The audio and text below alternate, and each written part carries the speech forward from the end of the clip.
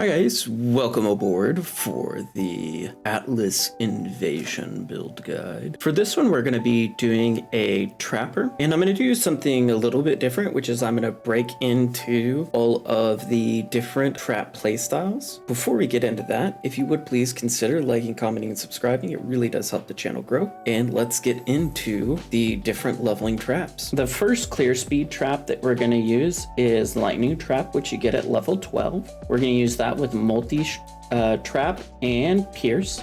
Now on this particular one, we are using 2 white wands because I do have cold iron points on this character. As you can see, it has okay clear. It does really well in straight lines. It doesn't do as well with walls and things like that. The more open the area is, the better Lightning Trap performs, which is just the mechanics of how it works. The reason we're using pierce is because without pierce, these balls would basically hit one target and go away, which is not what we're looking for. We want it to clear as efficiently as humanly possible. To do that, we need to use pierce with it.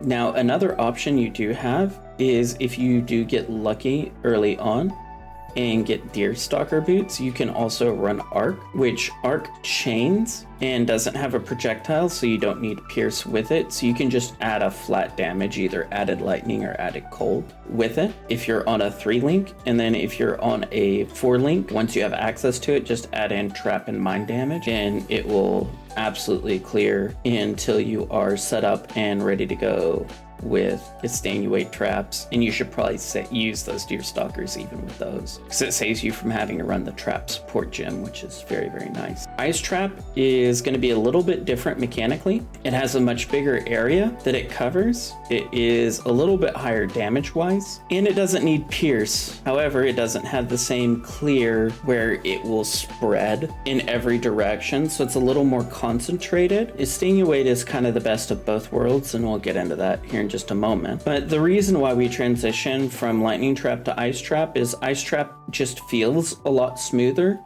once you get access to it at level 28 through 38, when we get everything we need for Exsanguinate Trap to really... Another big advantage, because we're actually going to be running these on traps and not self-casting it, is you can absolutely just shred through everything early on with Ice Trap and Explosive Trap. Specifically, once you full convert Explosive Trap, it gets really good very quickly. Another thing you can do as well is you can always run Hatred with this setup instead of the Herald and the Skitterbots if you want just a little bit more raw damage. However, if you do that, you would have to use Lifetap and links for both, just to be 100% transparent. This one is a chaining spell. It has very good clear off of the chains. Now you will notice my life will dip down, especially when I have a lot of them out. Part of that is due to me using Lifetap to support these, paying life twice. We are gaining life back with Tinkerskin. It is not mandatory to use Tinkerskin. However, if you're not going to use Tinkerskin, you probably want to get a Devouring Diadum, and that's just simply for mana management. It also lets you reserve a little bit more.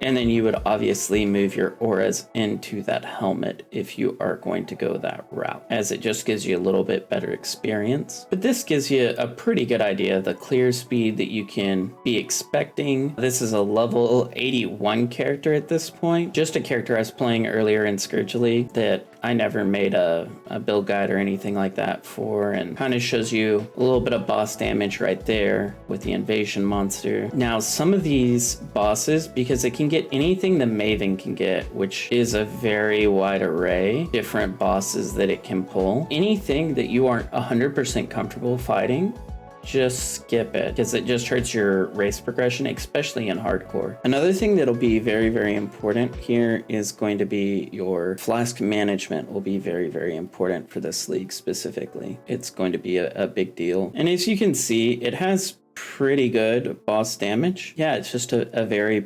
powerful build at low investment levels. You can min-max this character. Now, normally it's not worth it. Like, I would normally play something like this to get the gear to play something else. League start is this if I'm planning on playing something that has a high gear threshold and just get enough currency where I can either craft my gear or buy my gear, or if it's uniques that just take a little while to get, replica uniques and things of that nature. It lets you get set up for heist or whatever you need to do for your character, because this can kind of do all content. This Toxic Rain can pretty much do, and like Forbidden Right, like those 3 builds can kind of do basically everything. If you're looking at hardcore, I never played Forbidden Right on hardcore. I'm not sure how difficult it is to get started, but this and Toxic Rain both should be fine if you're looking at the hardcore side of things. Another note for hardcore is you can absolutely transition over and run Determination and pick up Iron Reflexes instead of Grace. If you want to go that route, you absolutely can. It's personal preference more so.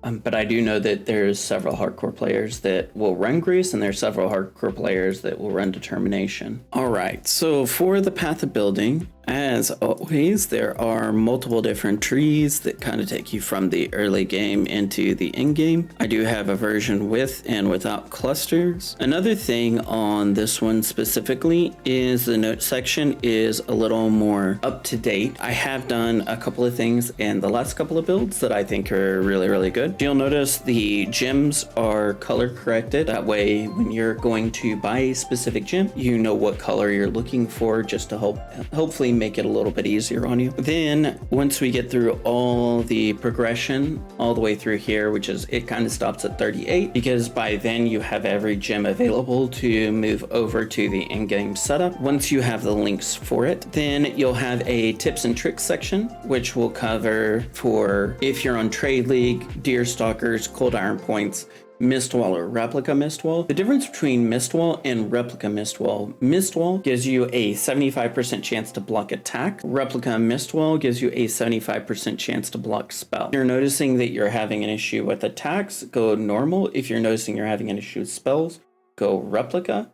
And this is specifically if you're either playing hardcore or if you are struggling with survivability later in on the game, because I believe Mistwall is not available till like 60. I also have a mod prio set up here for weapon crafting. I also talk about a couple of unique items such as Starkanja's, Atziri Steps, Tinkerskin, Devouring Diadum. It kind of goes into more detail on all of those. Also hunter influenced armours, because they can get the percent maximum life roll on them specifically. You can easily, like fairly easily with decent gear, cap everything on this, and I'll switch this because I have this mislabeled on here, these flip-flop name-wise, but I'll get that straightened out before I upload it. But I have an all blue version, and then I also have like what the character was tested using. That way you have a back and forth that you can compare and contrast with. The reses, if you're on the all blue, will be a little bit off. That's just because we don't have good resistance nodes to really pick up on through this pathing process, and I figured you can probably get better than the rolls that are on this. It would not be hard at all to beat the rolls that are on this, because it's literally like life in one res on every piece of gear. But it gives you an idea of baseline what you should be looking at. I've kind of quit doing all the skills in here, and instead am putting it in the notes. I feel like it's just cleaner this way, and there's not so many variables and things to mess up. The other thing is, if you have a problem with this build or any of the builds, you can always send me your POB and I'll take a look at it and I'll send you feedback back, and I'll link my email address in the build guide as well, just to make it easier. But if you have problems with it, I'd like to hear it. I'd love to be able to help you out. But anyway, hopefully that helps. Hopefully this gives you something interesting to look forward to for our next December event. I know it's been kind of a crazy month, and then we have one more after this one, which is Delirium, and so that one will be something completely different again, because trapping isn't very good for Delirium. I have an idea, but I want to test it a little bit more before I go all in on it. Anyway, if you have any questions, feel free to post them down below. If you're struggling with the build, feel free to email me. And I hope you have a wonderful day, and I hope you're looking forward to Atlas Invasion as much as I am. Have a great day, Exiles.